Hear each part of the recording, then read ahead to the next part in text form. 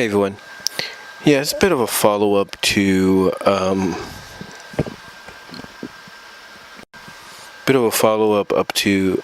my review of episode 200, and I have to say that overall, like I said in the review, it is a decent to, at times, actually pretty good episode, and a good milestone for the series.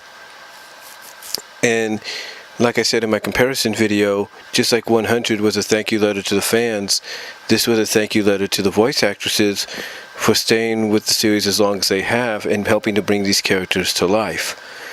And the way it was a great thank you letter is they were able to contribute and help write the story with the ideas that they gave for what they wanted to see the characters finally do. But I think the big selling point about the episode was about siblings and how you should never underestimate the younger siblings, and what they're capable of. And I did like that dynamic because basically you had siblings thrown throughout in cameos and in brief appearances and all that in the episode. And they delivered for some, and they gave us some great moments, even as brief as they were. With Zephyr Breeze, despite how you feel about the character, just him being put in the Royal Guard just because it was part of some elaborate twist of a plan that gets revealed in the end. For him to be there, and for him being there, and that in itself giving us the moment where Rainbow Dash basically has to prove her loyalty, or really show she's an element of loyalty by going out of her comfort zone and getting dolled up, becoming basically what a lot of people looked at as being Megara from Disney's Hercules, complete for the first time, and from what I know of, complete for the first time with eyeshadow, mascara, if you will. Was a great moment. You had Maud with her brief appearance being able to show how much of an expert she is with the rocks, being able to find the weak spot for Applejack.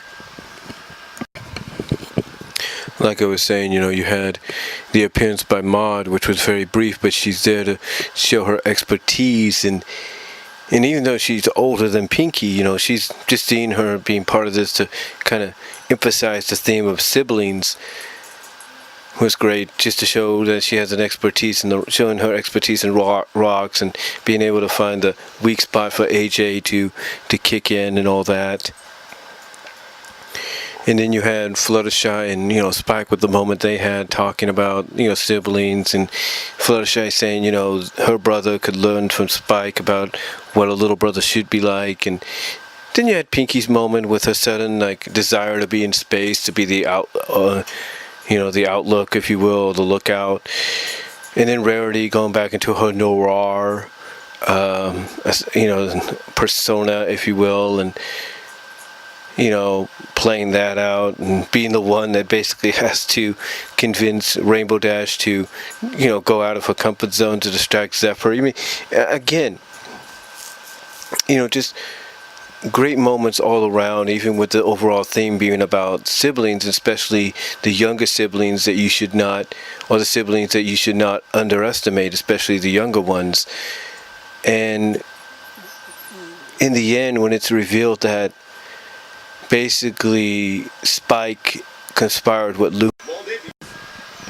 Sorry about that, batteries died, I had to change them.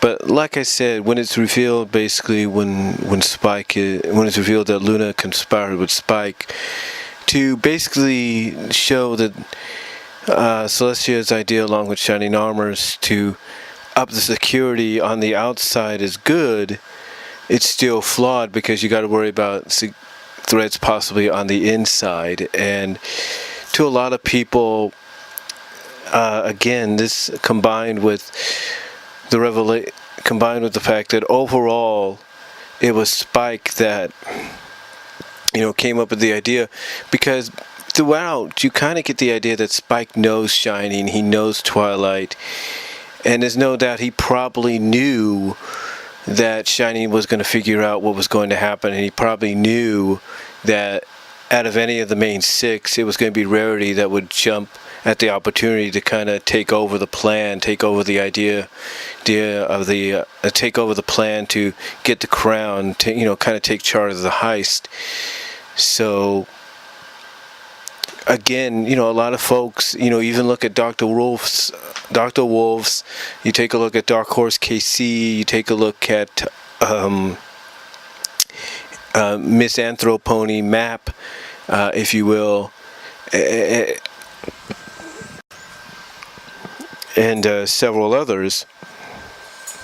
And everybody is saying the same thing, that it is valid, that even though, again, it's a great episode overall, giving the voice actresses their due, allowing them to help make the episode what it is, putting the characters into situations they've been wanting to see them in for a while, that overall it is great validation for Spike, and in somewhat, if not some ways, great validation for Luna, because these are characters that, in the grand scheme of things, even though they've had their episodes, they've had their growing periods, have still, in continuity, from a continuity standpoint, and in the eyes of the fans, have sometimes been underestimated. Like, they're not taken as seriously as, let's say, a Twilight or Celestia.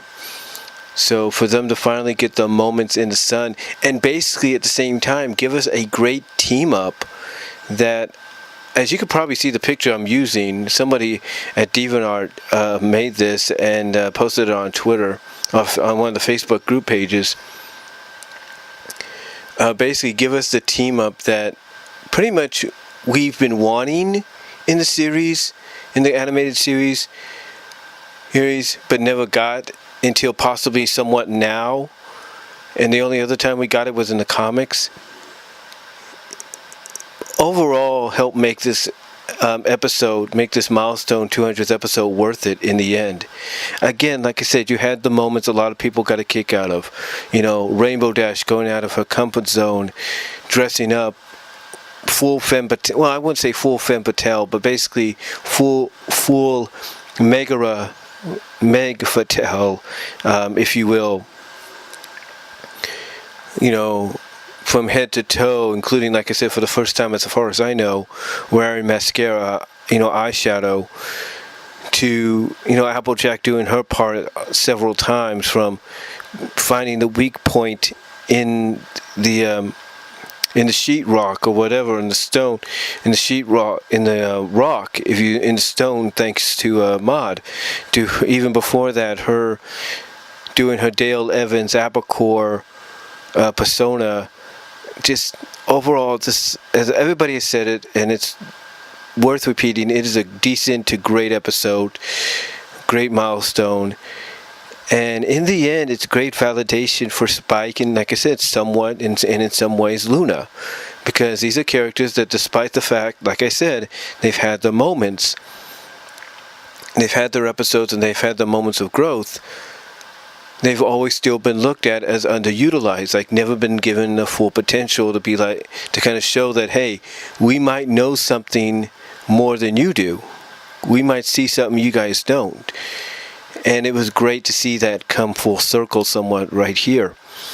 And from a storyline continuity standpoint, Spike conspiring with Luna on the whole situation is because of everybody wonders why. Not why, but everybody wonders, how the others couldn't see that coming. Like how the other characters couldn't see that coming. Like, well, wait a minute, why is Luna putting Zephyr Breeze on guard duty or even hiring him on as a guard? What's going on here? It's mostly because, in the end, Spike, in the flashbacks and all that, has grown up with Shining Armor and Twilight, and he knows them like a book. And like I said earlier, he knew Shining Armor was going to probably figure out Twilight's plan. And pretty much, I'm guessing, he informed Luna, possibly when he had spare time, of what was going to happen. So overall, overall, but with all that combined, of course, you had your moments like, let's say you had a bit of a Sparity moment twice, that Spike kind of acknowledging that Rarity practiced the speech she said at the beginning of the episode when she took over the plans to get the crown, and then even a little hug moment when they met up in the catacombs of the castle. Basically, Spike revealing how everything played out, and then basically saying, he want that later on he made sure they went back to Twilight's plan so they would all meet together. Kind of shows that Spike not only knows Twilight and Shining as well as he does, but he knows the others just as well, especially Rarity, because he knew that if any of the main six were going to want to take over and have a chance to kind of be in charge of some kind of an opportunity like this, a moment like this, it was going to be Rarity. So he basically let things play out the way he figured. Probably sometime off screen allowed Luna to be, kind of let Luna in onto what was going on, and just let the pieces fall into place until the time was right. And again, it might sound convoluted to some, but when you think about it, it makes sense. It really makes sense that Spike not only knows Twilight and Shining like a book, but he knows his love interest, his girl, if you will, Rarity, like a book. So overall, with those moments, and when you look at it from that perspective, it's like I said, you listen to what Dr. Wolf said in his group review he had with Josh Scorcher and, Brass Polish and Jack and Thespio and Lightning Bliss, and you listen to what Dark Horse KC said and what Miss Anthropony said.